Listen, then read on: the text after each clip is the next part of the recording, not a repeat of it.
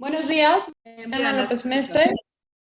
Quienes no me conozcan, soy la directora general del American Chamber of Commerce y me da mucho gusto que tenemos un grupo importante de socios conectados y esto, bueno, pues tiene que ver en gran parte con el compromiso de las empresas que normalmente son muy participativas y que en esta coyuntura pues aún más hemos visto que hemos cerrado filas. Gracias al equipo de AmCham que nos ayuda a organizar esto bien.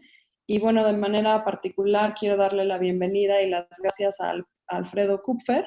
Alfredo Kupfer es un laboralista muy reconocido, seguramente muchos de ustedes lo conocen.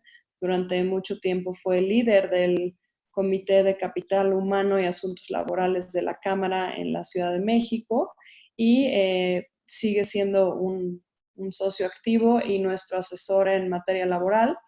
Y el tema que vamos a tratar el día de hoy, como saben, pues es de la mayor relevancia porque más allá de la primera emergencia en el tema de salud y de las acciones que cada uno de nosotros hemos tomado al interior de nuestras empresas, con la visibilidad que hemos ido teniendo para poder tomar estas decisiones, pues creemos que un tema importante es tener claridad en cuanto a las implicaciones y obligaciones de carácter laboral en términos de contrato que esto va a tener para ustedes, para cada empresa en particular, y por eso creemos que esta va a ser una plática por demás muy interesante. Les pedimos que mantengan sus micrófonos cerrados y sin más, para no tomar más de su tiempo, estamos 275 personas ya conectadas. Le doy la palabra a Alfredo. Alfredo, de nuevo, muchísimas gracias y bienvenido. Muchas gracias, Ana.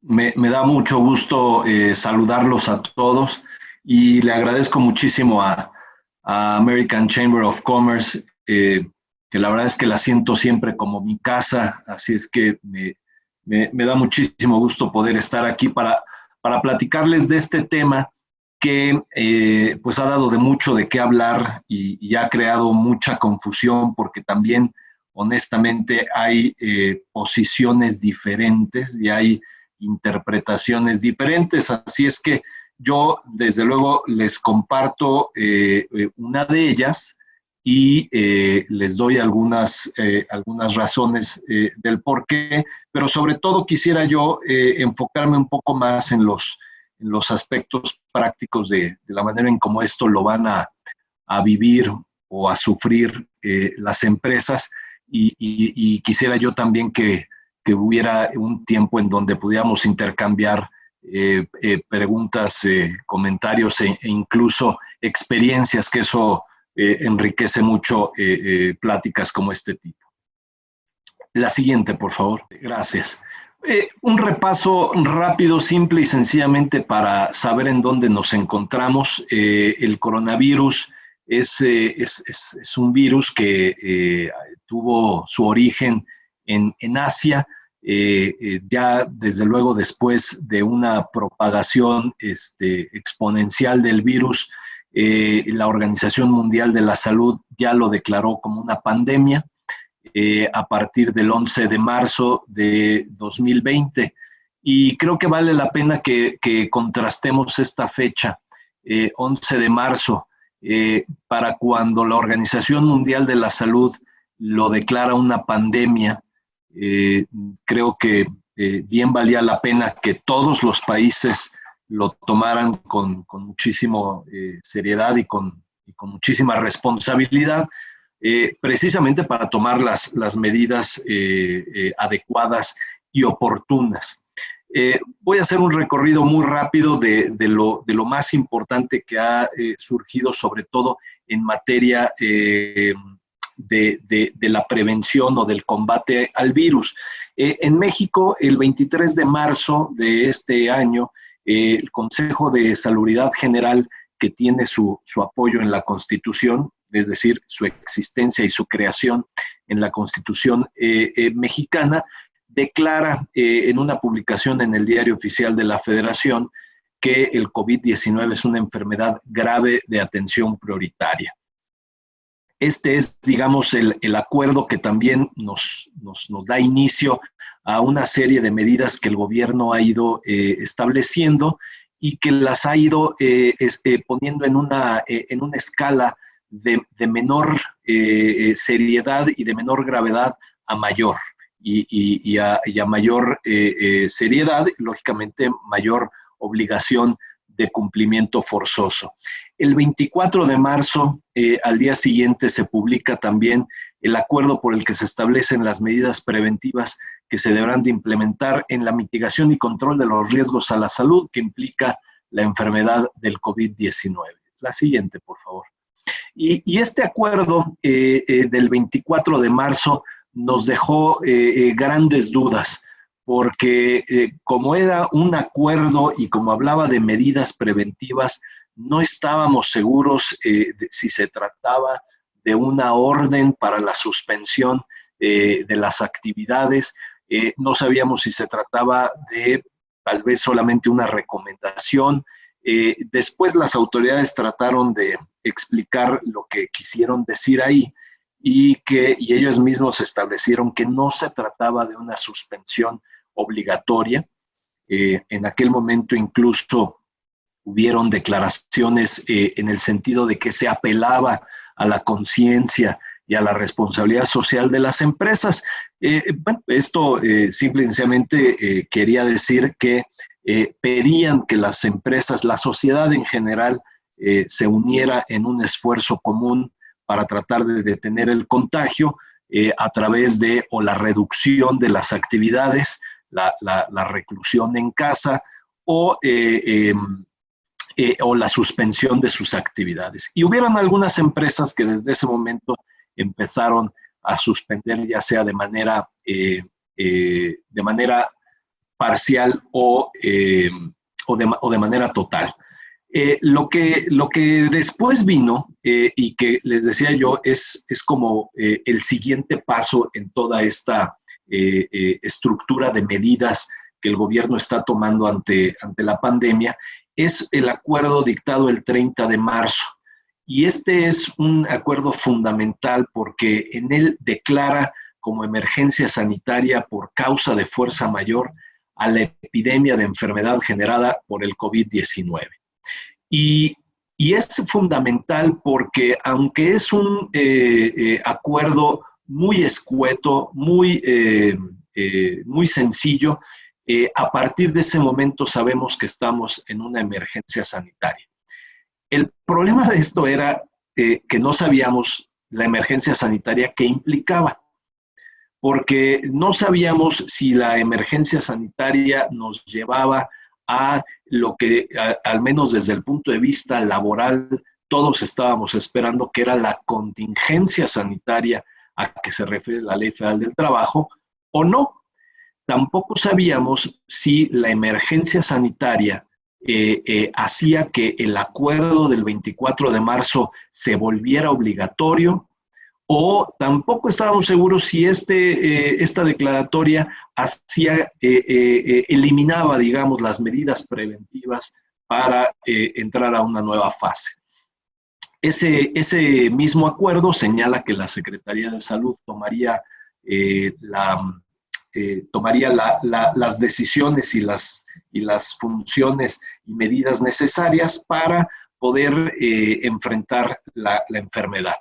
Y todos estábamos esperando, pues, ese día 30 de marzo que se dictaran las medidas. Esto no vino sino hasta después, pero lo que es importante aquí es precisamente distinguir la declaratoria que hace el gobierno federal a través de la autoridad sanitaria competente, que es el secretario de Trabajo, es una emergencia y no una contingencia. Y fueron muy cuidadosos en este sentido, incluso el canciller Marcelo Ebrard, que yo creo que a todos nos sorprendió ver al canciller haciendo una declaratoria sanitaria, pero al mismo tiempo hablando de efectos laborales y dando sentencias laborales al decir que los juicios se iban a perder. Pero bueno, lo que dice el secretario es que incluso hicieron una consulta y un trabajo con la Secretaría del Trabajo para no caer en la contingencia sanitaria. Y esto nos dice muchísimo, porque Lo que el gobierno no quiere es que los patrones puedan tomar la aplicación del artículo de la Ley Federal del Trabajo que habla del pago de un salario mínimo hasta por un mes, con el carácter de una indemnización, en el caso de una contingencia sanitaria. El gobierno reconoce que el condenar a toda la población económicamente activa a un salario mínimo sería un impacto muy fuerte para los trabajadores, pero, si me permiten decirlo, creo que también un costo político muy fuerte. Es decir, si el pago del salario mínimo fuera posible, lógicamente aquí el villano de la película sería el gobierno por haber decretado una contingencia sanitaria. Pero como no lo hace, nos quedamos en una emergencia sanitaria, pero que además ya le da una característica de causa de fuerza mayor.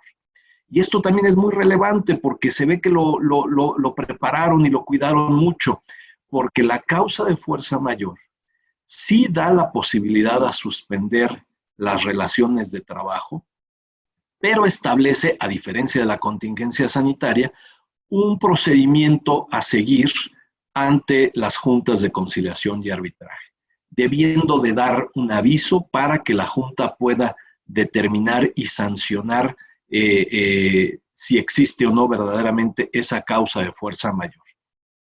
Ah, pero ¿qué creen?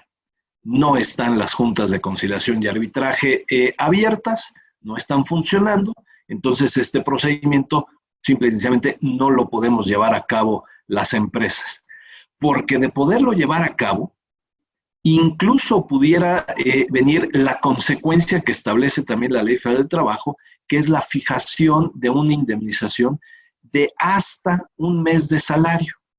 Y me parece que es aquí de donde el gobierno sale con esta decreto prácticamente una sentencia de decir hay que pagar salarios completos a los trabajadores durante este periodo de suspensión. Yo honestamente no comparto esa idea. No me parece que estemos en el supuesto de la ley de pagar salarios completos. No me parece tampoco que, aún con las facultades extraordinarias que tiene las autoridades sanitarias en casos como esto, se pueda significar también en una facultad de cambiar la ley. Me parece que eso en materia laboral es claramente, la Constitución se declara que eso está reservado al Congreso, pero creo que también es parte de una estrategia que se está siguiendo. Si de esta manera el gobierno lanza estos mensajes y empieza a dejar en el ambiente, y sobre todo en el ambiente cibernético, esta noción del pago de salarios completos, bueno, pues nos obliga a las empresas a lograr los mejores acuerdos posibles. Quienes puedan pagar el salario completo, bueno, sensacional, qué bueno por los trabajadores. Quienes no puedan, porque tener un mes completo sin operación, pero con muchos de los gastos normales de esa operación y además el gasto que muchas veces es el más importante, que es el de la nómina, bueno, pues necesariamente tendrá que venir los acuerdos individuales o los acuerdos a través de los sindicatos. La siguiente, por favor.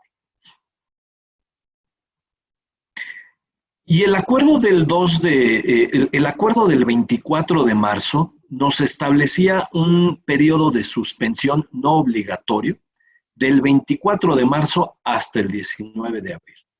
Y en forma similar a como fue el acuerdo más reciente, también establecía ciertas actividades esenciales para que pudieran continuar siempre que fueran necesarias para enfrentar la epidemia. La siguiente, por favor. Pero el acuerdo que fue publicado el 31 de marzo extiende esta vigencia del 30 de marzo hasta el 30 de abril. Es decir, va más allá del periodo previamente establecido en el acuerdo del 24 de marzo, y ahora sí, después de haber sido declarada la emergencia sanitaria, con las facultades extraordinarias que tiene la Secretaría de Salud en casos de epidemia grave, nos dicta este acuerdo de acciones extraordinarias para atender dicha emergencia creada por el coronavirus. Y en este momento ya nos encontramos en el siguiente nivel de atención o de combate a la epidemia, que en donde nos manda son ya instrucciones muy precisas para la suspensión de las actividades no esenciales. Y nos dice, se suspenden todas las actividades y solamente van a permitir que las actividades esenciales y que el propio acuerdo establece puedan seguir operando. No me detengo en todas, pero de algunos ejemplos de estas actividades esenciales, claramente aquellas que están íntimamente relacionadas con la atención de los infectados, los posiblemente infectados y demás. Es la rama médica, paramédica, sector farmacéutico. Esto es importante porque habla de todo el sector farmacéutico, no hace una distinción respecto de si son productos destinados específicamente al combate de la pandemia. Desde luego equipamiento médico, tecnologías y disposición de residuos peligrosos biológicos infecciosos. Otra de las medidas para actividades esenciales que lógicamente para poder seguir funcionando como sociedad se requiere la seguridad pública, la protección, la defensa de la soberanía, procuración e impartición de justicia y actividad legislativa. La siguiente, por favor.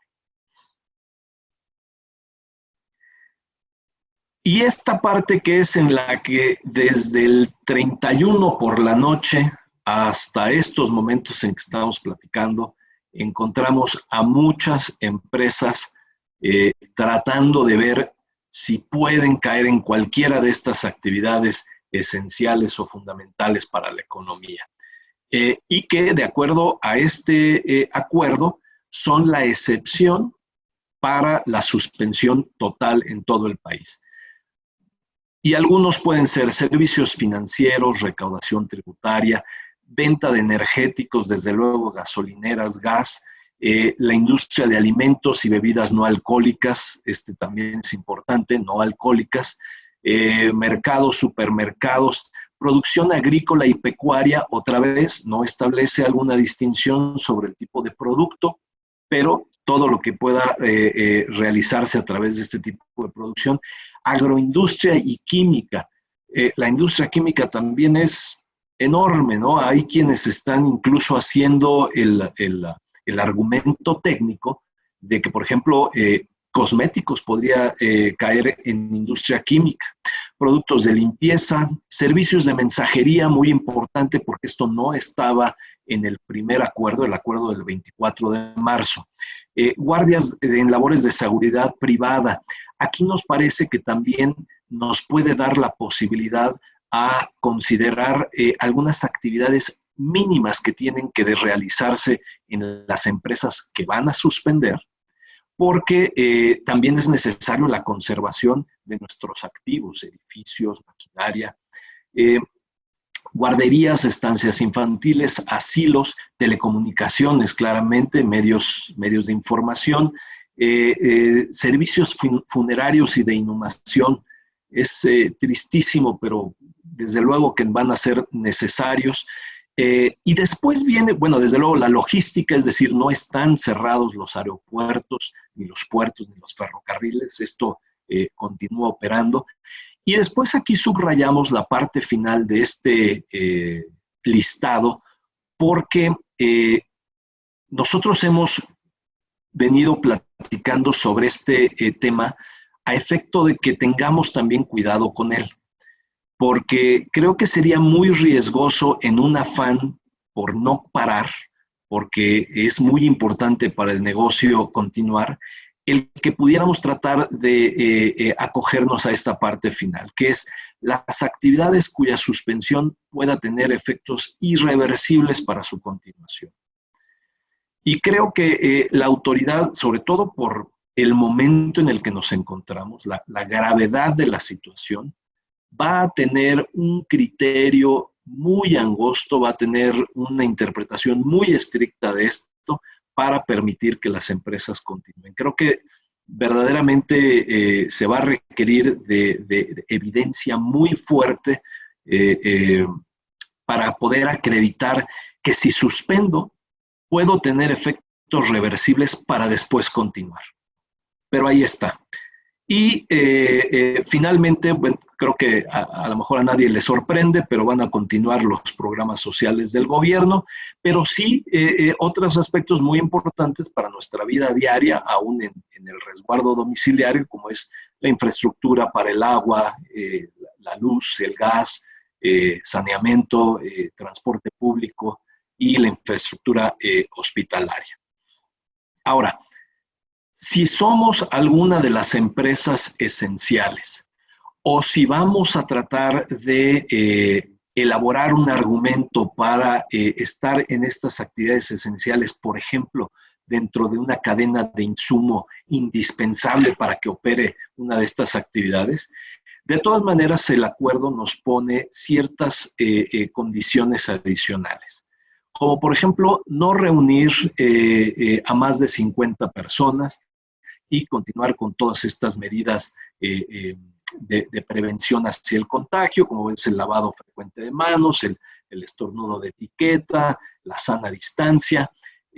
Sin embargo, aquí también es importante entender que esta limitación de la reunión de 50 personas no creemos nosotros que se refiera a que no pueden haber empresas con más de 50 personas operando. No, si no, no tendría caso haber dado las actividades esenciales como excepción a la suspensión. Nosotros lo que creemos es que habiendo tomado todas las medidas preventivas hacia el contagio, siendo una actividad esencial, lo que no debemos de hacer es reunir a nuestros trabajadores, a nuestros colaboradores en más de 50 personas, precisamente para no violar esa medida de la sana distancia. Así es que nos parece que son reuniones que pudieran ser necesarias o que las pudiera generar las empresas como parte de su actividad y no refiriéndose al headcount o al momento en donde pudieran estar laborando personas. Incluso, por ejemplo, en las plantas industriales, en la industria farmacéutica que sigan laborando, lógicamente habrán dentro de una planta más de 50 personas, pero manteniendo estas medidas sanitarias nos parece que pueden continuar sin ningún problema. El acuerdo también menciona un aspecto importante que es el resguardo domiciliario, lo que hemos venido escuchando ya desde hace varios días, incluso semanas, que es el quédate en casa. Aquí es curioso porque el acuerdo tiene contundencia en la parte de la suspensión de las actividades, nos parece que tiene esa fuerza obligatoria. Sin embargo, cuando llega a este aspecto que es a la población en general, solamente la llama un exhorto. Y eso creo que lo entendemos porque han insistido en que este gobierno no cree en el estado de excepción, no cree en la suspensión de garantías, tampoco cree en el cumplimiento forzoso de estas medidas a través de la fuerza pública, como lo hemos visto en otros países, todavía. No sabemos si esto pueda cambiar, simplemente por las necesidades de la crisis sanitaria, pero al menos en este momento lo que hace es un exhorto a que todos tomemos el resguardo domiciliario hasta el 30 de abril. La siguiente, por favor. Pero lo que sí nos pone como una obligación o como una medida estricta es el resguardo domiciliario de aquellas personas que podemos ubicar en los grupos vulnerables. En el acuerdo del 24 de marzo hablaba de los mayores de 65 años. Yo creo que no es de gratis que en este acuerdo que ya establece de manera mandatoria el resguardo domiciliario, baje esa edad a los 60 años. Es muy probable que nuestras autoridades estén viendo verdaderamente vulnerable a los adultos mayores. Entonces, este resguardo domiciliario debe de ser para estas personas mayores de 60 años, aquellos con diagnósticos de enfermedades crónicas. Aquí hay algunas de los ejemplos de lo que señala el acuerdo: hipertensión, diabetes, algunas enfermedades o afecciones cardíacas o pulmonares, desde luego las trabajadoras en estado de embarazo, aquellas en estado de lactancia. Y aquí es importante porque dice, independientemente de si su actividad laboral se considera esencial. O sea, todos nos vamos a la suspensión, pero si somos una actividad esencial que podemos seguir operando, este grupo vulnerable necesita irse a su casa. Y aquí viene la instrucción del gobierno federal en términos de dar una licencia con goce de sueldo.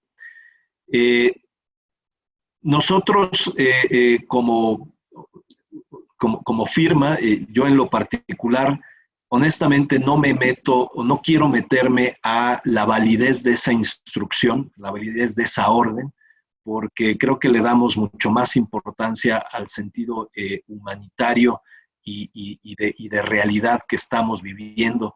Así es que la recomendación es grupo vulnerable bajo estas circunstancias, sí evitar que vayan a laborar. Sin embargo, lo que creo que sí podría ser perfectamente válido es que aquellas personas en este grupo que pudieran continuar haciendo labores desde sus hogares, en lugar de ponerlos en una licencia con goce de sueldo, pueden seguir trabajando perfectamente. Vamos a estar pagando el salario, así es que no veo ninguna limitación para poderlo hacer otra vez en las actividades esenciales. Si no es así, porque desde luego no todo mundo se puede llevar el trabajo a casa, entonces en una licencia con goce de sueldo. Aquí un aspecto interesante, porque hemos recibido muchas preguntas sobre este tipo. En la identificación de este personal, muchas veces no es fácil porque o las personas no hablan de esa afección que tienen a veces en los pulmones, en el corazón, hay gente que no sabe que tiene hipertensión, y ante la posibilidad de que también pueda haber un poco de abuso en este sentido, creemos que el propio acuerdo nos da una muy buena base para hacer el diagnóstico, para hacer la identificación y la toma de decisiones, que es tener un diagnóstico.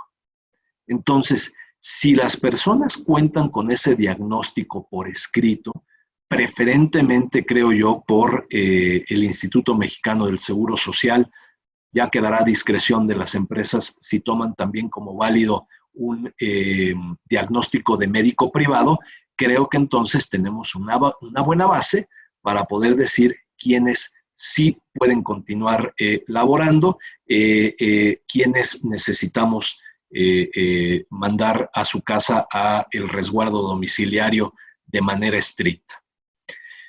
El propio acuerdo habla también de la terminación de la suspensión y habla que, bueno, después de que pase este periodo, al menos ahorita establecido al 30 de abril, después de una coordinación con diferentes dependencias de gobierno, dice que van a emitirse los lineamientos para un regreso escalonado y regionalizado de las actividades laborales, económicas y sociales. Y creo que este también es un mensaje que debemos de entender.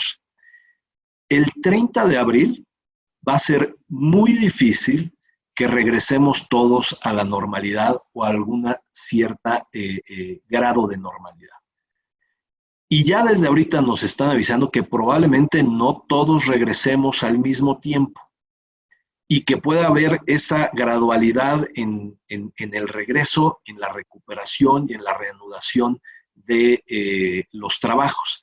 Entonces, creo que es bien importante que como empresas esto lo podamos meter dentro de nuestros programas de continuidad operativa, dentro de nuestros programas de manejo de riesgos o de crisis, porque creo que debemos de ver más allá del mes de abril, con todo lo que esto implica. Incluso, sin tener desde luego una esfera de cristal, pero hay la posibilidad de que todavía el gobierno suba un nivel más las medidas de contención y pueda venir entonces sí, por ejemplo, la contingencia sanitaria a que se refiere la Ley Federal del Trabajo, y eso extienda incluso el periodo de suspensión de actividades y suspensión de los negocios. Entonces, creo que hay que tenerlo en cuenta que no estamos realmente viendo 30 de abril como una fecha en la que la situación va a estar resuelta. Finalmente, el acuerdo menciona los procesos electorales y encuestas quedan suspendidos durante este periodo. Siguiente, por favor. Un repaso muy rápido. Esto realmente no es, no tiene la intención de aburrirlos, pero es solamente regresar a esta parte del marco legal, porque a nosotros nos ha llamado mucho la atención que este gobierno pareciera ser que dicta sus medidas a través de conferencias, a través de declaraciones, y que esto, bueno, pues lógicamente no son fuente de derecho, no son fuente de obligación.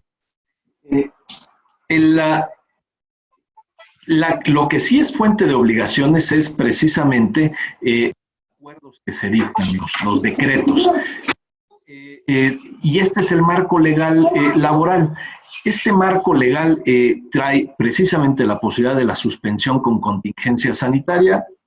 Ya lo vimos, no estamos en contingencia sanitaria, estamos en una emergencia sanitaria. La Ley Federal del Trabajo sí establece como suspensión la fuerza mayor. Me parece que al no poder cumplir con el procedimiento para la fuerza mayor, creo que tampoco estamos obligados al pago de ese salario completo. Incluso la propia Ley Federal del Trabajo establece que es hasta un mes de salario, no tiene que ser el salario completo.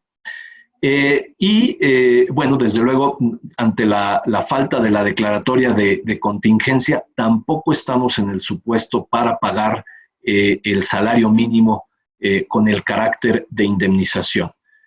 Probablemente pueda venir más adelante, en este momento no lo tenemos. Y la Ley Federal del Trabajo también establece las medidas para el regreso y la reanudación de las labores, que esto tendremos que también balancearlo con las medidas y los lineamientos que establezca la autoridad sanitaria, otra vez, con facultades extraordinarias para poderse decidir sobre esto y combinarlo con las disposiciones laborales para que sepamos cuándo debemos de regresar, cuánto tiempo podemos esperar a la gente para regresar y las medidas, desde luego, para dar el aviso tanto a trabajadores como a sindicatos. La siguiente, por favor.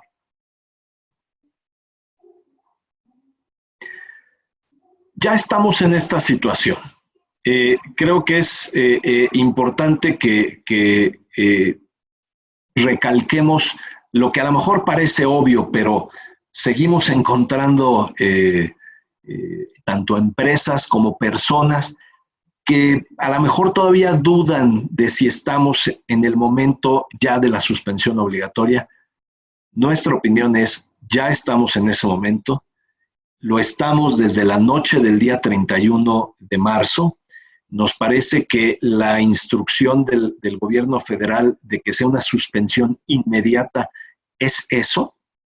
Claro, reconocemos que hay actividades industriales, comerciales. Concretamente hemos estado viendo en el área de la construcción en actividades no esenciales, que no es fácil parar estas actividades de manera inmediata, pero al menos creo que la recomendación es busquemos que esa suspensión gradual que necesitamos hacer la hagamos lo más rápido posible a efecto de evitar sanciones, procedimientos. Pero entonces, si ya estamos en esta situación, ¿qué es lo que necesitamos hacer? Bueno, la identificación de si somos una actividad esencial, creo que sería como el primer paso para decidir si continuamos operando o no. Creemos nosotros que aquellas empresas que estén dentro de estas actividades esenciales o aquellas que pudieran tener argumentos válidos para hacer a lo mejor una cadena de insumo, a lo mejor una proveeduría indispensable para la actividad esencial, deben de tener lo que nosotros hemos llamado un defense file. Es incluso un trabajo que hemos venido desarrollando porque si en algún momento viene algún procedimiento, algún cuestionamiento de la autoridad, ese va a ser exactamente el argumento y el sustento de la continuidad de la operación. Y ahí pueden haber muchos aspectos, desde los aspectos estrictamente legales, como el objeto social de la empresa, hasta aspectos contractuales, quiénes son mis clientes, aspectos técnicos, qué tipo de especificaciones tiene mi producto o mi servicio, autorizaciones o registros gubernamentales, etc. También, desde luego, es si estamos dentro de esas actividades esenciales o si vamos a llevar a cabo ese argumento para seguir operando, identificar al grupo vulnerable, porque estos no los podemos dejar que continúen laborando. Necesitamos analizar si pueden hacer el trabajo remoto, continuamos la relación de trabajo con el pago del salario normal. Si no es posible ese trabajo remoto, bueno, entra la licencia con goce de sueldo al día 30 de abril. Si no estamos en actividades esenciales, necesitamos suspender. Aquí hay un error porque habla de la concentración de más de 100 personas. Eso venía en el acuerdo del 24 de marzo. Ahora ya sabemos que esas concentraciones o reuniones, como le llama el acuerdo del 31 de marzo, debe de ser de no más de 50 personas y continuar con las medidas sanitarias. Nuestros planes de continuidad de operaciones creo que es muy importante, tanto para las actividades mínimas a efecto de conservar nuestros inmuebles, maquinaria, materia prima, producto terminado, incluso sistemas que requieren de mantenimiento, pero con una actividad mínima. Creo que si tenemos ese plan de continuidad de operación, también nos va a dar la posibilidad de defender cualquier postura o cualquier crítica de que seguimos operando. No, no seguimos operando, pero necesito hacer esto precisamente para no tener un efecto irreversible en el momento en que yo quiera reanudar mis labores. Continuar con los acuerdos alcanzados, es decir, durante todo este periodo, antes del día 31 o del día 31 de marzo o 1 de abril, hay muchas empresas que ya lograron acuerdos hacia la suspensión con trabajadores y sindicatos. Esto lo que quiere decir es, bueno, tenemos un acuerdo que nos permite cumplir con lo que ahora nos ordena el gobierno federal, que es suspender actividades. Entonces, creemos nosotros que esos acuerdos pueden continuar siendo válidos en lo que no estén en contrario con las disposiciones del 31 de marzo. Y esos acuerdos a lo mejor requieren algún ajuste, a lo mejor requieren, como también hemos recomendado, incluir un cierto grado de flexibilidad ante la posibilidad de que el 30 de abril no estemos concluyendo satisfactoriamente con esta situación sanitaria, la posibilidad de extenderlo, la posibilidad de modificarlo y aspecto realmente que habla mucho de la manera en cómo vamos a poder manejar esta crisis, que es el ingenio y la creatividad en alcanzar estos acuerdos. Hay muchas maneras de hacerlo. Hay muchos ejemplos, seguramente ustedes los han escuchado, desde la utilización de vacaciones, que incluso en un documento por ahí publicado por la Secretaría del Trabajo en preguntas y respuestas, ha dado como válido poder utilizar vacaciones para que los trabajadores gocen de su salario, también el poder utilizar otros estructuras, por ejemplo, en la industria de la manufactura, aquellas empresas que tienen la posibilidad de la estructura de tiempo por tiempo, ¿no? Esta estructura en donde pueden haber tiempo extraordinario que no fue pagado en el momento en que se generó, pero que se deja en una bolsa para después utilizarse en otro momento, podría utilizarse también. Los convenios en un porcentaje de los salarios. Y en este momento me detengo brevemente para darles también una idea, una visión de este tema del porcentaje del salario. Hay muchas opiniones, y desde luego la que más escuchamos, que es la del propio gobierno federal, que la reducción del salario es ilegal. Y sí, efectivamente, hay incluso artículo expreso en la Ley Federal del Trabajo que dice que reducir el salario es una causa de rescisión en donde el trabajador lo puede accionar y exigir el pago de su indemnización. A mí me parece que no estamos frente a un caso de reducción de salario, porque el salario implica que exista prestación de servicios. Es decir, son directamente proporcionales. Por eso es que cuando una persona se ausenta de manera injustificada, tenemos el derecho de descontar ese día, incluso de descontar la parte proporcional del salario correspondiente al día de descanso.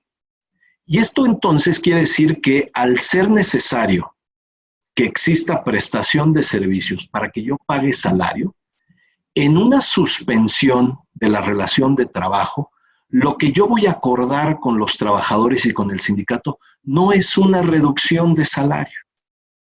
Como no hay prestación de servicios, lo que voy a tratar de lograr en el acuerdo es, sindicato, trabajadores, ni ustedes ni la empresa somos culpables de esta situación. Pero aún ante la falta de prestación de servicio, vamos a acordar en una medida que nos permita transitar por este periodo de suspensión a efecto de conservar la fuente de trabajo y conservar los empleos. Ahí es en donde entra, creo yo, este porcentaje del salario. Es un porcentaje pagado en materia de suspensión de trabajo, no una reducción salarial. La pregunta es, entonces, si no pago el 100% de mi salario, ¿qué puede ser el efecto? Creo yo que ante la manera en cómo se ha difundido la idea de que sí debemos de pagar el salario completo, pueda generar expectativa que nos pueda llevar a litigios. Me hicieron una pregunta de que si quedábamos blindados llegando a estos acuerdos, haciéndolos muy bien documentados y fundamentados para la suspensión y el pago parcial del salario, para que no tenga yo demandas. Desafortunadamente no.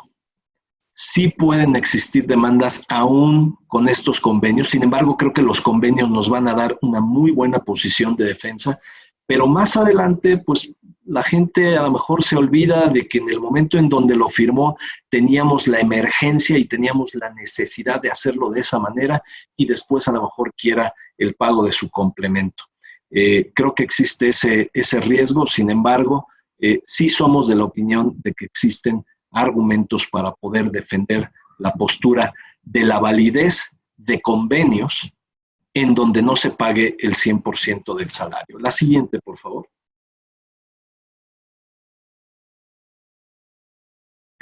Y entonces, con estos acuerdos, creo que lo que resulta indispensable, lo mencionaba yo, es tenerlos muy bien documentados.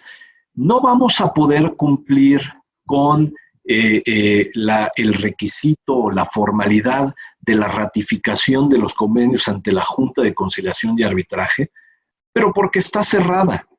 Creo yo que siguiendo el principio de nadie está obligado a lo imposible, Bueno, no es que yo no quiera ratificarlos, no es que yo no quiera cubrir ese requisito, pero si la Junta está cerrada, no lo puedo hacer en este momento. Entonces, creo yo que lo que es más importante incluso que esa ratificación es el acuerdo de voluntades. La empresa y los trabajadores, la empresa y el sindicato, buscando la manera otra vez de preservar fuente de trabajo y los empleos. El análisis de riesgo necesariamente tenemos que hacerlo porque hay riesgos en toda esta toma de decisiones. Hemos visto decisiones que pueden incrementar o no la probabilidad del riesgo cuando hay empresas que a lo mejor no pueden pagar el 50%. O empresas que a lo mejor no pueden pagar el 50% durante todo el mes. O entonces, todas estas combinaciones, bueno, hay que hacer ese análisis porque frente a nosotros tenemos trabajadores que son personas que tienen necesidades que cubrir, que también están dentro de esta emergencia y probablemente con algunos alcancemos acuerdos que sean satisfactorios, probablemente con algunos no. Pero para esto nos parece importantísimo el poder desarrollar o reforzar el diálogo social y la comunicación permanente y efectiva. Nuestros trabajadores, si lo saben, creo que hay que reforzarlo, pero si no han tenido a lo mejor esa profundidad en el pensamiento de que esto es una situación sin precedente, en donde la situación del coronavirus es muy grave, pero la situación económica que va a continuar va a ser peor. Creo que entonces no vamos a lograr esos acuerdos o nuestros objetivos. Entonces, creo que necesitamos esa comunicación constante para recordar que después de que pase esta situación, todavía vamos a seguir con otra económica y financiera, tanto macroeconómica como de la economía propia de la empresa, que va a ser muy complicada y en donde todos necesitamos aportar. La empatía precisamente con el personal, les decía que estamos también frente a personas, ¿no? Todos nosotros, incluso en algún momento, seremos parte de estos acuerdos y necesitamos entendernos entre nosotros, entre nuestros directores, los subordinados, los que están a cargo de grupos de trabajo, incluso con proveedores o con clientes, porque podemos estar en incumplimiento, en la cara de cumplimiento de contratos comerciales, civiles, de arrendamiento, etcétera, y todos creo que también vamos a estar sujetos a algún grado de negociación, pero también de entendimiento. Ya tuvimos ejemplos de empresas en México cuyos corporativos han insistido mucho en algunas cosas que no se pueden conforme al acuerdo. Entonces, creo que también generar esa empatía para poder explicar que estamos bajo un régimen legal de suspensión y en donde las consecuencias pues, pueden ser importantes. Lo mencionaba yo hace un momento, las posibles contingencias en el futuro, habrá que irlas identificando. Creemos nosotros que no podemos detener los planes de continuidad, los planes de recuperación, porque a lo mejor no alcanzamos acuerdos totales. Vamos a tener que continuar. Probablemente se tomarán decisiones difíciles respecto del personal. Y bueno, esta es una manera simplemente de anticipar que a lo mejor vamos a tener esas contingencias a futuro, que las enfrentaremos, pero que en este momento necesitamos ejecutar ya un plan que nos permita mantener el negocio a flote. Hablando de las consecuencias, las consecuencias por el incumplimiento de la suspensión, pueden haber consecuencias en materia de salud. La Ley General de Salud sí establece algunos, en la parte de no acatar las disposiciones en emergencia sanitaria con cuestiones de multa, pero, por ejemplo, en materia laboral, tenemos un artículo expreso que dice que las obligaciones dentro de las obligaciones del patrón está la de acatar las medidas que dicten las autoridades sanitarias. Entonces, aquí caemos perfecto. ¿Esto qué quiere decir? Bueno, que esto puede ser materia de inspecciones. Inspecciones por parte de la Secretaría del Trabajo, en donde puedan verificar si estamos cumpliendo con esas medidas sanitarias. Si no, a través del procedimiento de imposición de multas, podríamos ser sujetos a sanciones de multas que pudieran llegar hasta los 5,000 veces la unidad de medida y actualización. Recuerden aquí que aunque es una disposición que no se ha venido aplicando mucho en la Ley Federal del Trabajo, pero señala que en la imposición de multas, estas se impondrán por cada uno de los trabajadores afectados. Entonces, no quisiéramos empezar con la aplicación estricta de esta disposición porque pudiera convertirse en una situación importante. Y la otra, la Inspección Federal del Trabajo, de acuerdo al reglamento de inspección, tiene facultades de clausura. Entonces, también podríamos encontrarnos ante clausuras parciales o totales de las negociaciones. Y solamente les dejo un comentario porque no soy yo experto en la materia, pero también existe la posibilidad de un procedimiento de tipo penal. Existe este delito de contagio a quien o promueve o es omiso en tomar las medidas necesarias para evitar el contagio y, bueno, es otro de los aspectos que creo que dentro de este análisis de riesgo pudiera existir. Para concluir y poder con mucho gusto responder a las preguntas, solamente un mensaje que hemos tratado de replicar cada vez que hablamos con empresas, con asociaciones, que es promover el ánimo y el espíritu de que esta situación la vamos a sacar adelante. Creo que en este momento el tema del liderazgo positivo y efectivo es muy importante para aquellos que tenemos a nuestro cargo personal, que estamos a lo mejor en puestos de dirección y de toma de decisiones. Transmitir la idea de que vamos juntos y de que necesitamos sacrificios de todos lados, pero que al mismo tiempo todo esto es porque tenemos la convicción de que vamos a recuperarnos, nos parece que también es esencial para nuestra recuperación y el de todas nuestras empresas y organizaciones, que además pues, son las que nos dan precisamente el empleo. Les agradezco mucho la atención a esta plática. Yo le cedo la palabra a Jaime Bustamante, subdirector del Comité de Capital Humano y presumo, además, amigo mío, para que también conduzca la parte de las preguntas.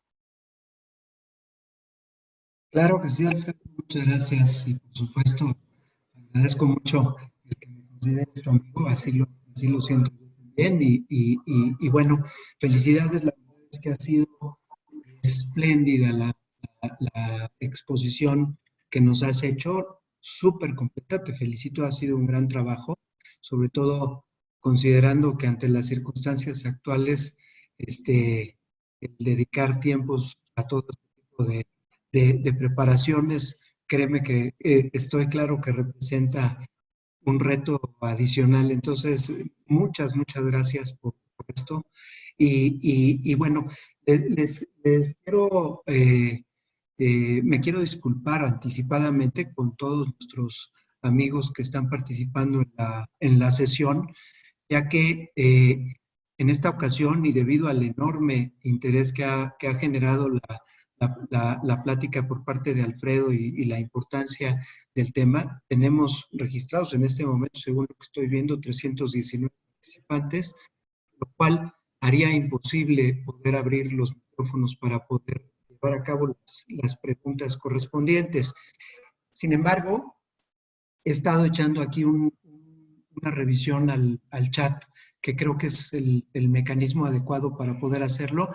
Y si me lo permiten ustedes, voy a tratar de ir tomando las preguntas, o bien que sean más repetitivas, o bien que a mi juicio, y perdón por tomarme la atribución, pero que a mi juicio puedan tener un mayor impacto o relevancia para que sea del interés de la mayoría de los que estamos aquí participando. Entonces, sin más, Alfredo, hay mucha inquietud con respecto si los acuerdos que se sugieren realizar con los trabajadores directamente o por medio de los sindicatos tienen plena validez haciéndolos de manera particular o de manera privada, o se tendrían que llevar en las juntas de conciliación, entendiendo las limitaciones, pero creo que sería muy conveniente que en este sentido nos pudieras ir contestando y vamos haciendo la siguiente pregunta. Claro, con gusto. Desde mi perspectiva, yo creo que estos convenios son válidos. Yo creo que estos convenios son válidos porque lo que reúnen es la parte más importante, que es la voluntad de las partes. El requisito de la ratificación ante la Junta, como decía yo, es imposible actualmente. Entonces, creo que no nos podrían decir que ante la falta de esa ratificación nuestros convenios son inválidos. Aquí hay opiniones divididas de, bueno, entonces hacemos nuestro tambache de todos los convenios y cuando regrese la Junta los ratificamos. Puede ser, creo yo que cuando ya está superada la situación, o mejor dicho, cuando ya se cumplió el objeto de ese convenio, ya no tiene tanto sentido la ratificación, pero bueno, podría darse una vez que reanude actividades la Junta, pero creo que esa aprobación por parte de la Junta no limitaría su validez en estas circunstancias, en circunstancias en donde simplemente no es posible hacerlo porque la autoridad está cerrada y no tenemos otra vía, ¿no? De acuerdo y coincido plenamente con tu comentario. Otra pregunta que además veo que tiene alguna repercusión es con relación a las personas que trabajan en el esquema de home office. ¿Qué pasa con ellas si deben de seguir trabajando ante estas circunstancias? Parecería obvio, pero sería muy conveniente si pudiéramos ahí enfatizar un poco qué pasa con los que sí pueden trabajar a distancia, qué pasa con los que no trabajan a distancia. Claro, este es un punto importante porque la suspensión que está ordenada por parte del gobierno, creemos nosotros que tiene lógicamente un origen y tiene un fin. El origen es, estamos frente a una pandemia. El fin es, necesitamos contener el contagio. Para eso es la suspensión, por eso es que es obligatoria. El acuerdo del 24 de marzo, no hay algo que nos diga que quedó sin efectos o no hay algo que nos diga que no sea válido ahora con este nuevo acuerdo del 31 de marzo. En ese acuerdo se hablaba de que la suspensión debería hacerse respecto a aquellas actividades que no implicaran concentración física o la movilidad y tránsito de personas.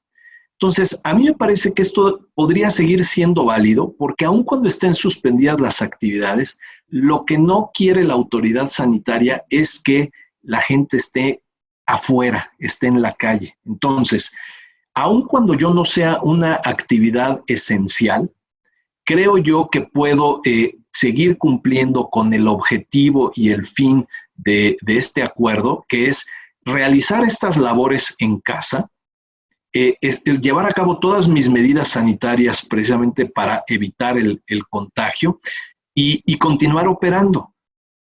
La Ley Federal del Trabajo tiene un artículo expreso en donde señala que la suspensión puede ser parcial o total en una empresa o establecimiento. Yo creo que ese puede ser el fundamento legal para decir, tengo una planta de manufactura que no es actividad esencial, necesito parar. Necesito parar porque así me lo ordena el gobierno. Pero tengo un área, por ejemplo, de crédito y cobranza, que puede hacer perfectamente su labor de manera remota. Bueno, entonces voy a hacer una suspensión parcial de mi área de manufactura y esta actividad que la puedo hacer de manera remota, uno, me ayuda a la continuidad de la operación y el mantener a flote la economía. Otro, me permite también generar un beneficio para estos empleados o trabajadores que de otra forma tendría que llegar a un acuerdo sobre una parcialidad o un porcentaje de su salario. Así es que me parece que en esta parte del home office, quien lo pueda seguir haciendo sin contravenir el resto de las disposiciones del acuerdo, lo puede seguir haciendo. De acuerdo, muy bien.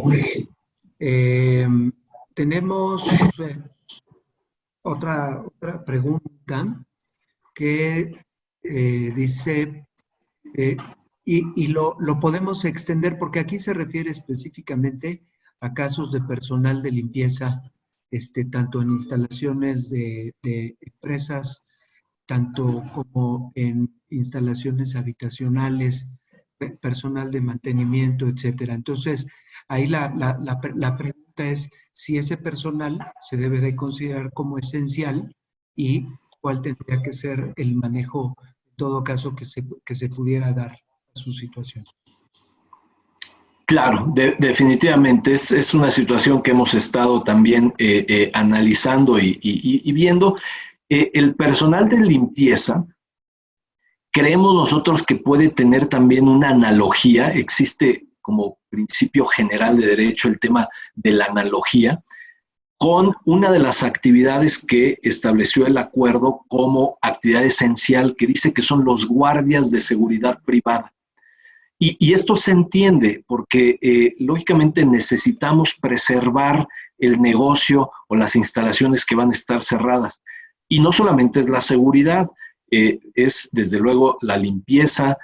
Lo hemos visto que, por ejemplo, requiere mantenimiento intermitente los sistemas, las redes. Entonces, creemos que reduciendo al mínimo, indispensable, pero creemos que sí podrían continuar algunas labores mínimas de limpieza, seguridad, tal vez sistemas. Yo les quiero decir que, por ejemplo, en el despacho tenemos que dejar a una persona únicamente por el tema de posibles notificaciones y documentos. O sea, es algo indispensable, pero lógicamente reduciendo al mínimo esas actividades y estando, como les decía yo, dentro de un plan de continuidad de operación que en un momento dado pueda yo justificar precisamente por qué lo estoy haciendo. Claro, me parece muy bien, me parece muy bien.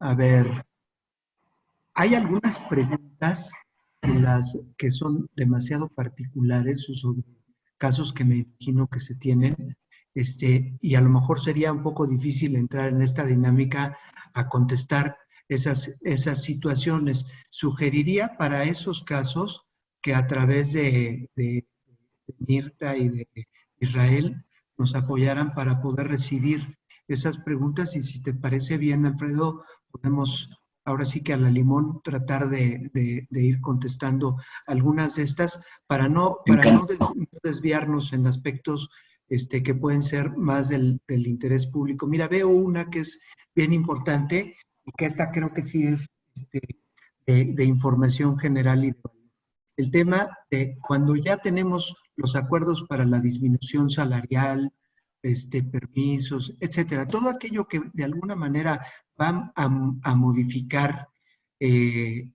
o a afectar el ingreso directo, el salario de las personas.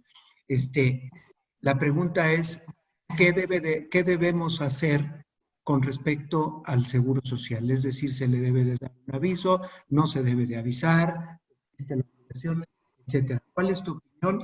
Y por supuesto, si hay alguien dentro del equipo que estamos en el comité o en la organización y que quiera participar en esta respuesta, por supuesto. Sí, gracias, Jaime.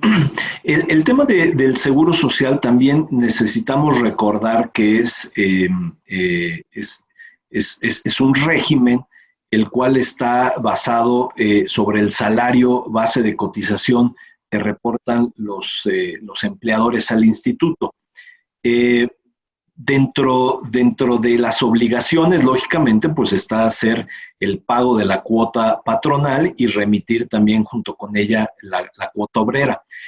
Si entramos en un esquema de acuerdo con el trabajador, con los sindicatos, en donde en el periodo de suspensión, aún ante la ausencia de prestación de servicios, habrá el pago de un porcentaje del salario, creo que no está el sistema preparado precisamente para eso, ¿no? Es decir, no tenemos un aviso ante el IMSS que hable, por ejemplo, de los famosos paros técnicos, que esto es muy común en varias industrias como la automotriz, pero creo que sí tendríamos que dar el aviso de modificación de salario con la nueva, con el salario que va a estar vigente durante ese tiempo. De esta manera, pues dejamos salvaguardado el derecho de los trabajadores al número de semanas cotizadas, y lo que sí debemos de reconocer es si habrá un impacto durante estas semanas en el monto de las aportaciones, tanto en la rama de vivienda como en la rama de retiro. Esta es una buena pregunta que habla específicamente sobre rescisiones, Alfredo, pero yo hablaría en general sobre el concepto de si es posible en este momento, a pesar de que hay suspensión de efectos de la relación de trabajo según los términos del acuerdo, según los términos de los acuerdos de las autoridades, ¿es viable rescindir o es viable desvincular personal en este momento de su trabajo? Y esa sería la primera parte de la pregunta, si se deben de pagar los 3 meses de sueldo y 20 días por año, o bien una variante en cuanto al tratamiento desde el punto de vista legal de las condiciones de separación del personal, o si hay excepción para no tener que pagar. Creo que estoy tratando de captar en general la inquietud. Sí, gracias, Jaime. Creo que mencionaste un aspecto bien importante que pareciera muy técnico, pero hace una gran diferencia. Lo que queda suspendido son los efectos de la relación de trabajo. Los efectos son básicamente prestar el servicio, pagar el salario. Entonces, ante esta suspensión, eso es lo que no hay. La relación de trabajo continúa. Ahí está vigente. A mí me parece que al estar vigente también puede terminar. Y aquí en este momento les hago un comentario que espero no me meta en problemas, pero desde mi punto de vista no es información correcta lo que se ha mencionado por varios funcionarios del gobierno federal de que no podemos despedir personal. Y por razón del coronavirus. Bueno, lo que sabíamos desde antes es que lo que no podemos hacer es despedir personas sin el pago al que nos obligaría la Ley Federal del Trabajo si no tenemos una causal. Y eso creo que permanece, eso me parece que no cambia ni lo modifica este acuerdo de la emergencia sanitaria, y entonces podríamos llevar a cabo terminaciones siempre y cuando paguemos la indemnización a que se refiere la ley y lo tengamos formalizado en un documento con el acuerdo del trabajador. En la parte de la rescisión, esta parte es interesante porque al estar suspendidos los efectos de la relación de trabajo y no haber prestación del servicio, habrá que ser muy cuidadoso para ver cuál es la causal de rescisión. Ya tuvimos la pregunta en donde nos dijeron, es que yo voy a seguir operando. No estoy seguro si soy actividad esencial o no, pero yo voy a seguir operando. pero a lo mejor va a haber gente que me diga, no voy a trabajar porque tengo miedo del riesgo de contagio. ¿Los puedo rescindir? A mí me parece que si no es una actividad esencial, no podríamos rescindir a ese personal. Si somos una actividad esencial y que podemos seguir laborando, creo que habría que analizarlo caso por caso, cuál podría ser una causal de rescisión. Si la negativa a seguir trabajando, porque la verdad es que también hay un aspecto válido, ¿no? Con el riesgo del contagio, pero si se tienen todas esas medidas alrededor de la operación que va a continuar, creo que podría haber ahí una rescisión. Lo que creo que sí no podría existir es si a lo mejor en el transcurso de este periodo de suspensión, yo digo, pues esta persona no ha venido a trabajar, no sé por qué, 4 faltas la voy a rescindir, pues eso sí, no creo que sea válido. Pero terminaciones acordadas, creo yo que es perfectamente legal hacerlo.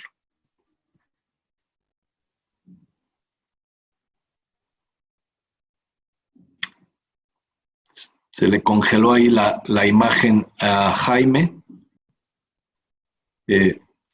Tal vez en lo que recupera la imagen, puedo leer aquí otra pregunta. Dice, por ejemplo, aquí está ya Jaime. Ya regresé, perdón. Tuve aquí una intermitencia de la señal.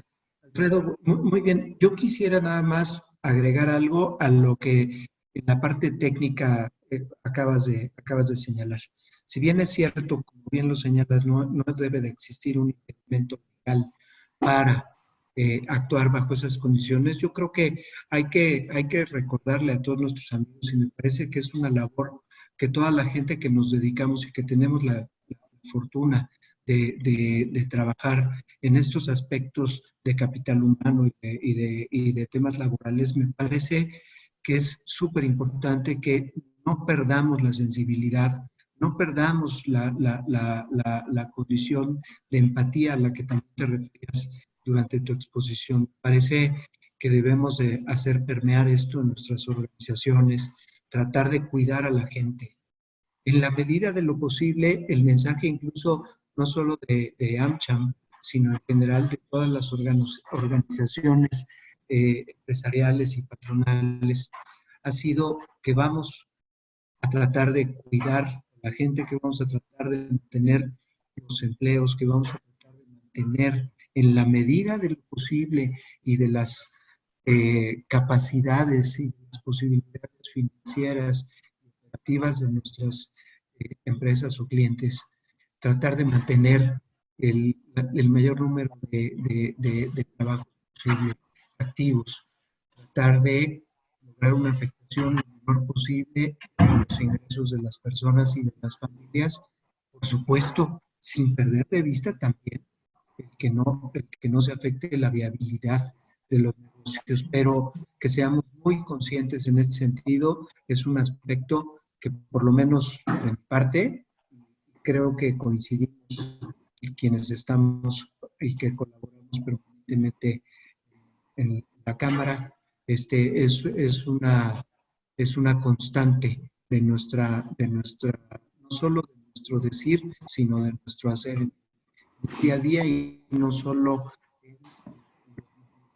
de crisis sin precedentes como la que estamos.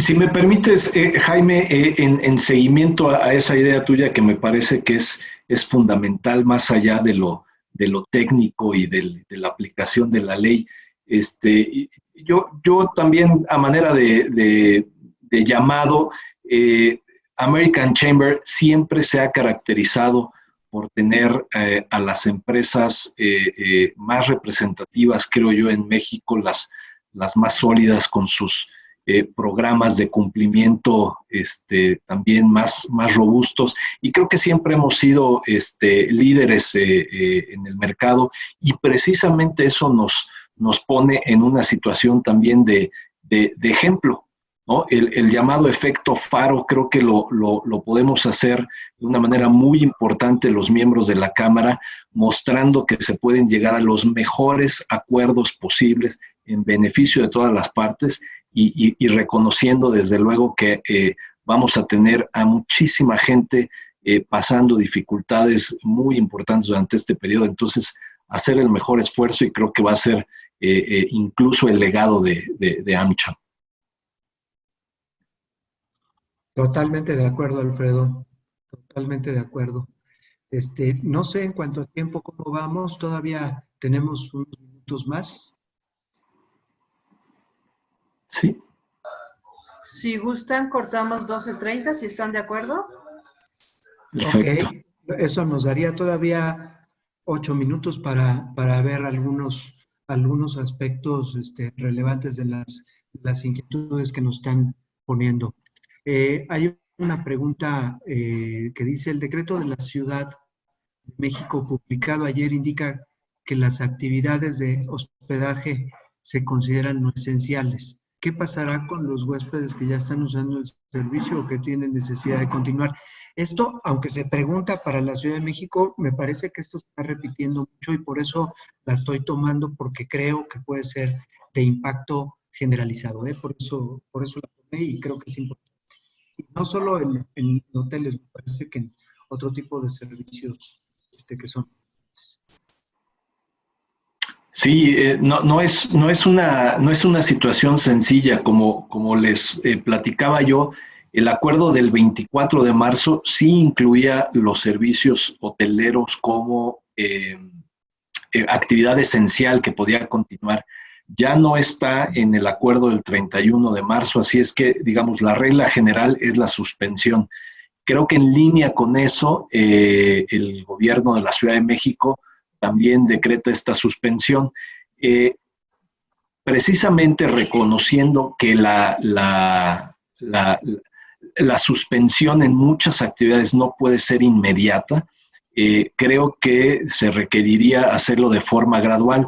Y sí, ese es un tema que a mí me parecería que un hotel no podría, desde luego, echar a la calle a sus huéspedes, pero de alguna forma creo que tendría que reducir, lógicamente, el recibir más huéspedes, el tener abiertos, por ejemplo, restaurantes, spa, etcétera, y tener una actividad mínima para el mantenimiento de estos huéspedes, y creo que estaría justificado. Sin que ello sea, desde luego, ¿no?, un pretexto o motivo simplemente para tener operación. En concreto, por ejemplo, algún hotel nos comentó que estaba en tratos con la autoridad sanitaria en caso de que fuera necesario utilizar sus instalaciones para atención médica. Lógicamente, en ese caso, se justificaría la continuación. De acuerdo.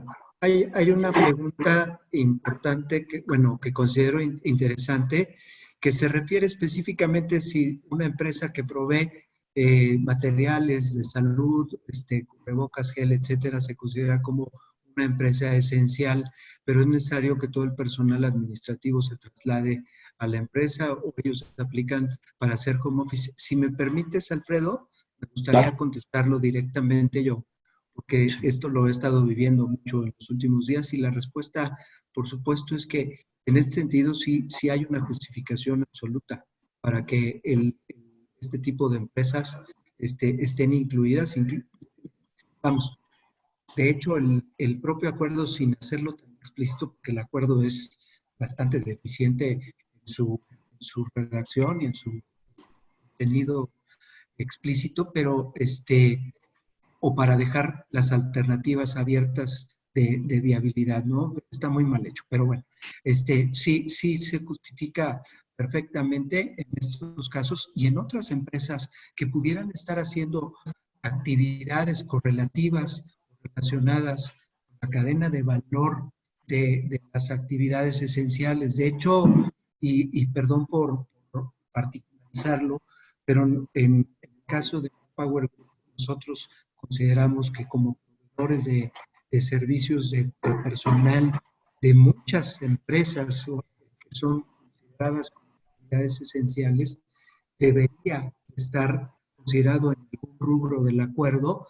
específicamente el caso de empresas como la nuestra, que sí ofrecemos de manera directa o indirecta servicios o bienes que están ligados totalmente a la cadena de valor y de servicio de este tipo de empresas. Muy desafortunadamente no está incluido. También debo decir muy desafortunadamente, porque ya hicimos una consulta inclusive en la Secretaría de Economía, les comparto la experiencia. Lo hicimos a través de un buzón electrónico que abrieron para esto.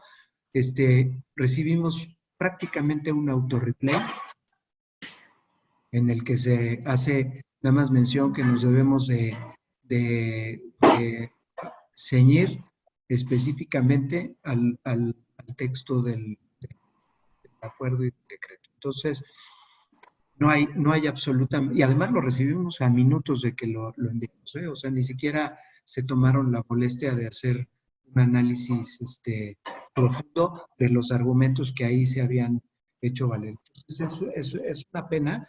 Esto no quiere decir que no lo vamos a seguir insistiendo, tratar de llevarlo con otras autoridades. Hoy pareciera que la Secretaría de Salud tiene omnifacultades de resolución sobre muchos temas laborales, de salud, de economía, porque incluso así lo están expresando o por lo menos así lo están verbalizando. Entonces hay que seguir buscando.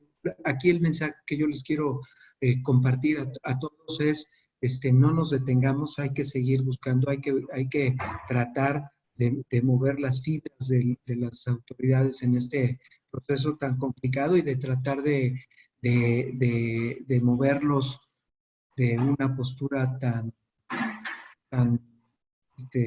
cerrada como la que se ha venido manejando. Perdón. Hay un comentario en complemento a lo que mencionas, Jaime. Alguna de estas empresas en actividades esenciales, precisamente para contribuir más a evitar el contagio, y que su personal pues no tuviera que tomar el transporte público, digo, esta empresa lo pudo hacer, contrató temporalmente el personal, perdón, la transportación en los camiones de personal o escolares, en donde incluso no los van a llenar para que exista esa sana distancia, y bueno, es únicamente por este periodo, pero esta empresa lo pudo hacer porque saben que van a necesitar que la gente se desplace de sus casas a los centros de trabajo. De acuerdo, totalmente. Bueno, creo que nos faltaría vía para poder dar respuesta a tantas cuestiones. Hemos tratado de atender a las mismas. Antes de dar el micrófono ya para el cierre de la sesión, que además no sé si me corresponde a mí hacerlo o lo va a hacer alguien más, pero yo quisiera nada más resumir un poco de los principales aspectos que señaló Alfredo durante su presentación. Creo que debemos de entender que estamos ante una circunstancia muy compleja, una circunstancia sin precedente, por lo menos en el pasado reciente de nuestra humanidad. Ahí hablan de que en otras épocas también se han sufrido pandemias, pero bajo las circunstancias y bajo la interconectividad global que tenemos, me parece que esto nos lleva a situaciones muy provechosas en cuanto a beneficios, pero también de graves retos que tenemos que llevar a cabo. Para hacer frente a toda esta situación, me parece que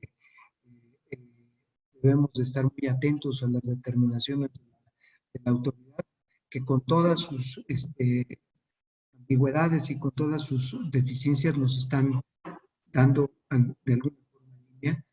Sin embargo, nosotros como empresas dentro de la Cámara debemos de tratar de encontrar a través de la responsabilidad social y la sensibilidad con la gente, priorizando, sí, por supuesto, el cuidado, la salud de todos nosotros,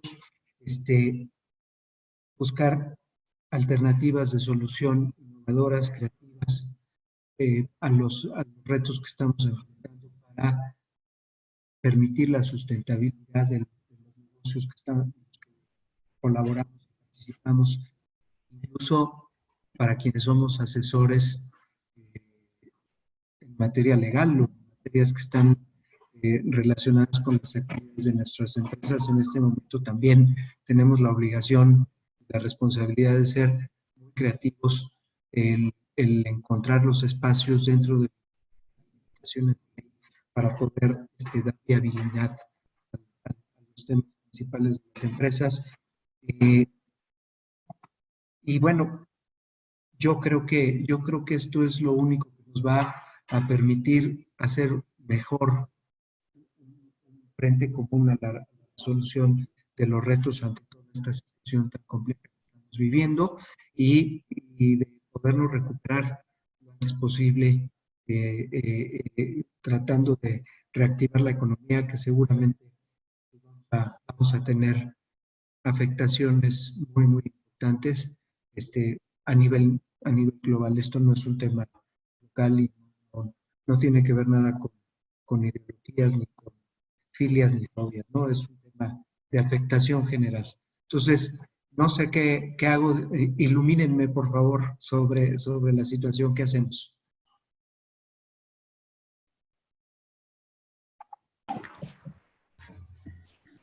¿Les parece? Si quieres, Jorge, perdón, Jaime, tú puedes dar por concluida la sesión. Y muchas gracias, Alfredo.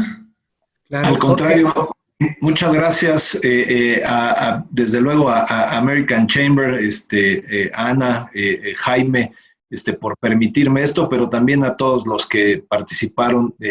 Yo estoy a sus órdenes, sé que son muchas preguntas, pero si vía la cámara ustedes quisieran que las respondiéramos, con muchísimo gusto lo podemos hacer. Gracias a todos por su tiempo, que hoy más que nunca es valioso. Sigamos adelante, sigamos trabajando y sigamos aportando todo nuestro conocimiento y toda nuestra sensibilidad para la solución de todos estos retos tan importantes. Alfredo, gracias otra vez. Que tengan muy buen día a todos.